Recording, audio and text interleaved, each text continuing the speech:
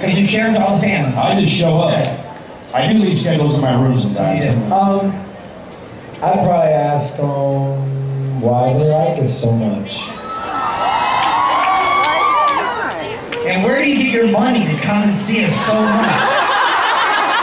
What do you guys do? You don't know? Hey, Backstreet. Drug dealers or something? What are you guys? They're professionals. These are some smart people, man. What's wrong with you? Yeah. They're doing the world. How old do we They're out there in the workforce. They're doing their thing, baby. What jobs do you guys They're making the world go round. I'd probably say, why do you love us so much? Like, what's your favorite songs? What was your favorite Backstreet moment? When did you first discover us? How did you discover? I'd ask you lots of questions. Yeah, lots of questions. I would interrogate you.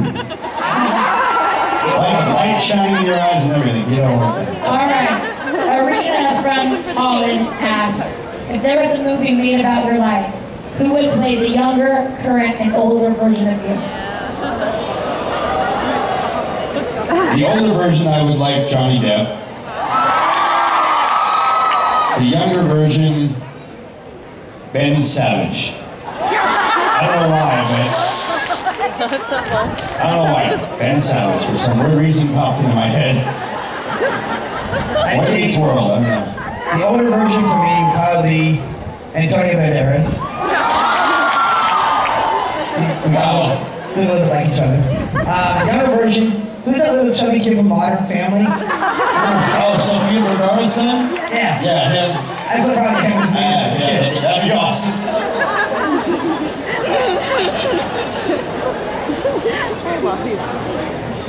Brian. Oh, you know who would be your older self. Come on, man. Who? It's Mac Lovett. Mark, for sure. Mark? Say hi to your Mark's a great actor. Say hi to your mother. Say hi to your mother. Say hi to your mother for me. Mark Wahlberg, for Say hi sure. to your mother for me.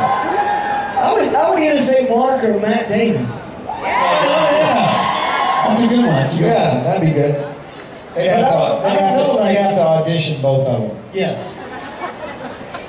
But yeah, and Bailey could play my younger self. I like that. There you go. Thank you for your help. I appreciate that. Because I was stuck like Chuck. Leonardo DiCaprio can play you. Yeah. Or Jude Law. Maybe Jude Law. After he had his hair done. I grew up to be a really strange looking person. Leo for sure, though. You do Leo. Just saying. Kevin, who's the I would say Christian Bale for the older version for Kev. Batman. That's good. They're around the same age. Yeah, we're the same age. Yeah. Oh, yeah. Actually, I'm older than him. Are you really? Yeah. I think I'm a year older than him. That's just sad. All right. We could lighten the skin of Snoop Dogg. We could lighten the skin of Snoop Dogg. Snoop Dogg, yeah. Put us on. Snoop Dogg. Snoop would have to eat a couple sandwiches. Kev's a white We Snoop. probably eat a lot of sandwiches at night. Antonella from Argentina asks you a very interesting question. If you were gay, who would be your ultimate fantasy? What do you guys think of us, like when we were by ourselves together? If you were gay, You what would be guys your have ultimate fantasy? weird questions, like who we married, if we gay, No, if you were gay, what would be your ultimate fantasy? What? There was a what in there? AJ's would be Ryan Squared. No, slow down. She said who? It's who would be Oh, who would be your ultimate fantasy? Because what is really Oh, that's either Ryan Gosling. That's not a good question. Okay, who? Ryan Gosling or Ryan Reynolds? Period. Either one. Hell yeah. You're a fast man. AJ don't even gotta think. Hey, It's like, I am comfortable in my man's skin. or in somebody else's. Or in somebody else's, yeah. All right, Howie, who would you pick? I pick nobody. I just kill myself. No, you cannot get out of that. You have to answer it. Come on, man. Ryan, what a vote. There's no way. That's a no entry. The signal's bad. Nobody can tweet right now. Go ahead. I said we change this to a truth or dare. Either you tell the truth or you do something. Just pick a guy that you think's attractive. Just do that. You can say that a guy's handsome. I guess. God. All right, move on to somebody else first. I have to come back to that. That's gonna take a while of thinking.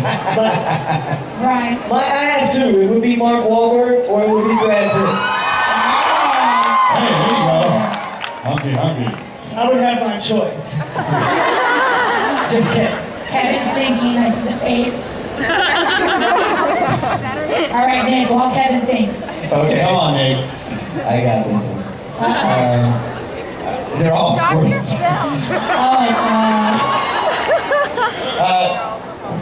First of all, you're really older. I think he's cool, man. Brett Favre.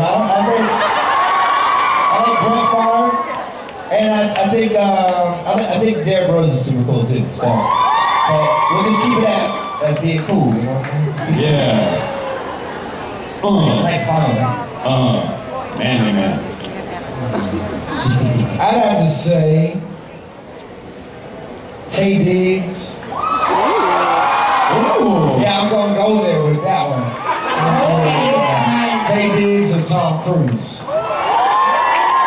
He was like, I want some of your. All right, Howie, we've all done it. That's our year.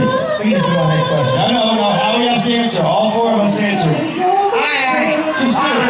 Come on, Howie. Fine. Howie. George Clooney. There you go. Sophisticated, intelligent. Yes. That's good. Howie likes older men. He likes the salt and Salt and pepper. pepper look. All right, And it has to be a little international.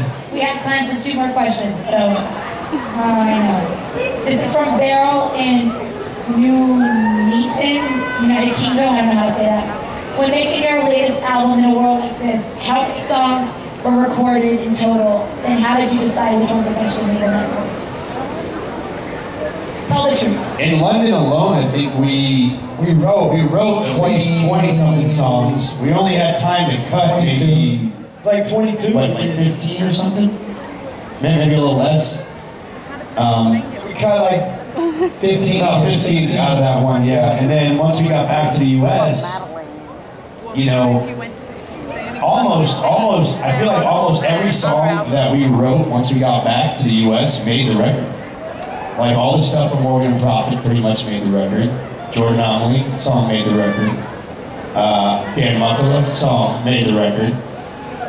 You know, when you're writing songs and then, you know, us kind of being the label now, us being the, like A&R, they're like best of the best just rise up to the top. So, I mean, it was really hard. You know, you'll see stuff in our upcoming documentary where it's kind of hard, gets a little heated trying to pick songs for the record. You know, because we're all very passionate, opinionated, and I actually thought it went pretty easy to pick the songs for this record. I thought it was going to be a lot harder. I thought we were going to fight more, argue more, but we all actually came together and really. Actually, in the documentary film, which we're going to submit to Sundance like in a couple days. Yeah. Then if it gets accepted, we'll go to Sundance. But in the documentary, it actually shows us sitting down, listening to songs and discussing them. So you get to see how we do that. But yeah, it wasn't that difficult. I think we kind of pretty much agreed for the most part. The cream kind of rises to the top, and there are a couple songs that maybe, you know, we butt heads on, but for the most part, the cream rises to the top. And just so you know, this is, if you want to know what's in this glass, it's apple cider vinegar and cayenne pepper and honey, and what else? Vinegar. Apple cider vinegar, Right. cayenne pepper, honey, and what else? Poop in a cup. What's in here? Apple cider vinegar, honey, cayenne pepper. It's my poop in the cup. Honey, cayenne pepper. Lemon juice, right? Basically, he's gonna be shitting fire later. Okay. Yeah. So, yeah. For some reason, I'm hoarse. My voice is hoarse. I don't know why. I wonder why. Because you're up late at night hyping this crowd. Yeah. What? They're the reason our voices are hoarse. Because they were partying with us. We did party with the crew. Question. Do you think that we picked the right songs for the new album? You guys like the new album? But they haven't heard the other one, so they can't really Right. hold it to shut. It's like, I really like the I album. want to ask a question. Would you guys like if we did an acoustic album? Would you like us to do originals or take some of our older songs and redo them acoustically? Which Originals? Wait, Both. show of hands Both. for originals. Both. Show of hands for originals, just remix kind of sort of. Alright, show of hands for brand new acoustic songs. That's kind of both. Yeah. both. Now, hey! Okay, that's it, though. Alright, so old songs, raise your hands. Alright, new songs. They just want a double CD, man. Alright, would you like us to do an album that has kind of a funk R&B dance vibe to it?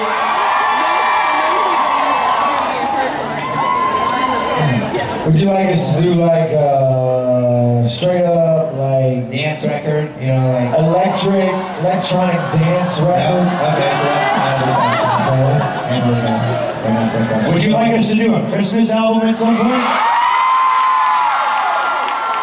Yeah. We're working on So that. we. Would you like us to box up a bunch of unreleased songs and call it the vaults?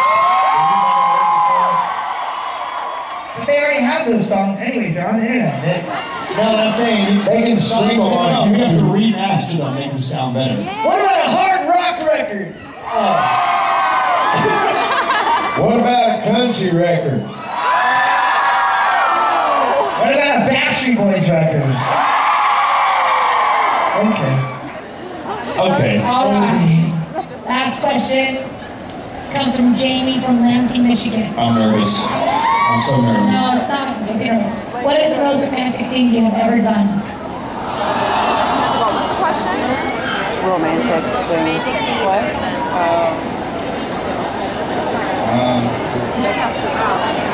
He's like, I mean, come on now, guys. It shouldn't be that hard. The most romantic thing. Are you that romantic?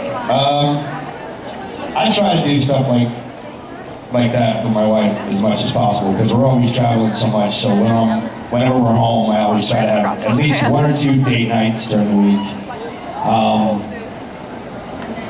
On our honeymoon before she got sun poisoning, we had a nice little. We had like this little deck. You could jump into the ocean. This little bungalow, and I had her favorite meal, her favorite type of drink, and her favorite flower, and all of it ready to go, sitting on the actual little balcony thing at sunset, and it was just really cool, you know. I mean, she's an awesome chick. I love her so. Just try to do something as much as I can, you know. Making it up. There you go. That was pretty romantic and fun for the whole family. Howard? God. George Clooney. What? I called up George Clooney to come see my wife one night. and they both did. And there's where my new son. He has blonde hair. Didn't exist. So he has gray hair. My son doesn't have gray hair. Yes, he does. Anyways, you know what? I gotta say, to be honest, I'm working on a little bit more on the romantic side. And I've done some things in the past for like my wife, you know, like go on vacations and like have like a room with like rose petals and a bathtub and stuff like that. But I gotta say that I actually met somebody who's definitely more romantic than I am. And it's taught me to, because I've come to realize over the years that sometimes it's kind of easy to be contained, I don't know what the right word is, but a little bit, reserved. You know, we're really blessed in what we do here. That a lot of things are catered to us, whether it's anything from our clothes sometimes, or whatever you want, you know. So, exactly. So, but my wife for my 40th birthday actually made up these t-shirts that I don't know if some of you guys saw yesterday. I had a cut-off sleeve t-shirt, had like a Van Halen, like an HD on it, and it had like a tour, it looked like a tour t-shirt. And on the back it had all the different dates where we started celebrating my 40th birthday here over the tour in Atlanta, and South Carolina, all the places. And And then last spot for my birthday, we did a surprise visit, surprise trip out to Palm Springs, which unfortunately I found out last second. The poor thing was crushed because she worked so hard on making surprises for me. But when I got there, little by little, friends that I didn't expect that were going to be there showed up. She worked like 2.5 months on making this really special for me. And actually, the last dinner that we all had together, I had about 40 friends that showed up from all around the world. And they actually all had these rock t-shirts, like I was just talking about, the HD, Van Halen kind of shirts, with all the dates that we celebrated on my birthday in the back. And when I got there, they were all wearing these t-shirts, and they had like an unbelievable catered dinner with candlelights. I'm waving that tea around, it was a white table, and it was really cool. So now I have to like really think of something because she's turning 40 as well this year. So we talked about going to Greece as the last spot. So I'm going to have to start doing some research on what's romantic going in Greece to do now. Good luck, buddy. Good luck. Brian? I can go. Yeah, just actually, it's interesting. I'm really the least romantic on the entire group. Trust me on that. But I More than me. Yeah, I just actually learned that right now. I didn't know. I figured you'd be the whole sweet bee thing. It's a different time of the night. So I thought there was a reason for it. Anyways, right off in the Caribbean, down in Key West, when I got engaged to Lauren, I had my boat, which was, I hadn't driven it in years. It's like this 25-foot throw line. And when I finally came down there was water in the engine. There was parts that needed to be replaced. I had this whole thing where I was like, okay, I'm gonna take her out on this island, small little island, and just kind of like make it our own little island. And but then like a rainstorm came in, and then that pushed us back. And so the whole time I'm holding this ring in my pocket, I'm like, oh my God, I just want to get it off my hands. I don't want to have it on me anymore, right? And so like I just knocked my stomach. And so anyways, her dad and myself actually were fixing the engine. We were putting parts into it, getting the water out of it. And I'm like, I said, okay, now's the day we're gonna do it. So we get in the boat, we start driving out in these waters. The boat breaks down, okay? I started up again, and then I had to actually go back into the fuel tank and empty the water that was still in it and put it back in, start it up, and I was like, I promise there's a reason why we're going out to this island. And she's like, what the hell are you doing, right? And so it broke down 3 times. We finally get to the island. I had this whole thing planned out where I was gonna actually bury the ring in the sand. I was gonna walk on the island and be like, hey, I found this, right? What is this? And then maybe she remembered. By the time I got there, I said, just take it, please. This is kind of a situation. 6 days of torture, and this fucking thing in my body. So anyways, that was kind of pretty much the most romantic thing I ever did. And I don't know if I'm gonna do it for a long time, okay, after that. Get married? God, no, romanticist. Oh, romanticist. Come on, romantist? Romanticist. Romanticist. Documentaries, right? You guys know that one, don't you? Brian or Kevin? For me, I think it's the little things. I think after almost 17 years with my wife, I still open the door for her when we go out to dinner. Whether it's the house, whether it's the car, it's, holding hands, the little pecks on the cheek. Like, those are the things that I think make a lasting love in a relationship. But on the bigger side, I don't think it gets any bigger than my wife loves her mother very much, and I love my mother-in-law. She's a special lady to me and my family, so I built her a house. That's pretty big. And I go over and I open the door for her. Look at what I did. Yeah, Probably be when I proposed to Kristen. I took her to the first place where we both, I took her to the first place where we both told each other that we loved each other, which was a bed and breakfast. We met back in 1992. We both had just gotten out of really long relationships. I was engaged at 19 and got out of that engagement, thank God. And she had just been in a 2-year relationship when we both met each other. And we're like on first day we're like, yeah, I'm not looking to get into anything serious. And she was like, oh, me either. Well, within 3 months we were in love. And so we went to, I decided that I wanted to tell her that I loved her. So we went to New Smyrna Beach, and there's a bed and breakfast there on the Intercoastal Waterway. And we spent the night there one night, and that's where I first told her that I loved her. And then so when I proposed to her, and that was in 1992, so when I proposed to her in 1999, I took her back to that same bed and breakfast, and we spent the night. We woke up the next morning and had breakfast, and I just got down on my knee and proposed to her. And she looked at me like, she didn't know if it was real or not. She was like, is this real? But yeah, it worked out okay. Bite it. These are some romantic boys, huh? We try. All right, guys. Thank you for coming out to the Q&A. Don't forget. Hey, you guys.